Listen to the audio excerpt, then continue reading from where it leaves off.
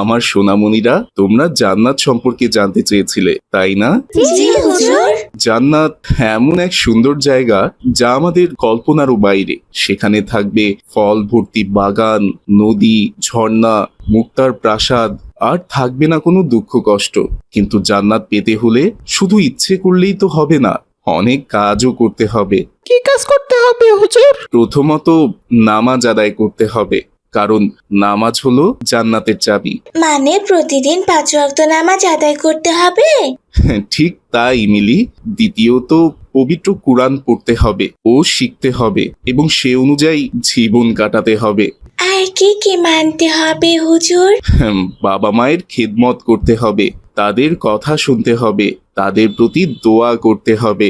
যে তার বাবা মাকে খুশি রাখে, আল্লাহ তাআলাও তাকে খুশি করবেন। তাহলে যদি আমরা নামাজ পড়ি, কোরআন শিখি আর বাবা মায়ের খিদমত করি, তবে কি আমরা জান্নাত পাবো হুজুর?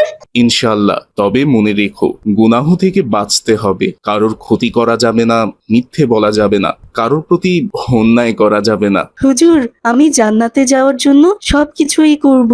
আল্লাহ তোমার নিয়ত কবুল করুন বাবা। যদি তোমরা সবাই আন্তরিকভাবে চেষ্টা করো, তাহলে অবশ্যই আল্লাহ তোমাদের জান্নাত দেবেন।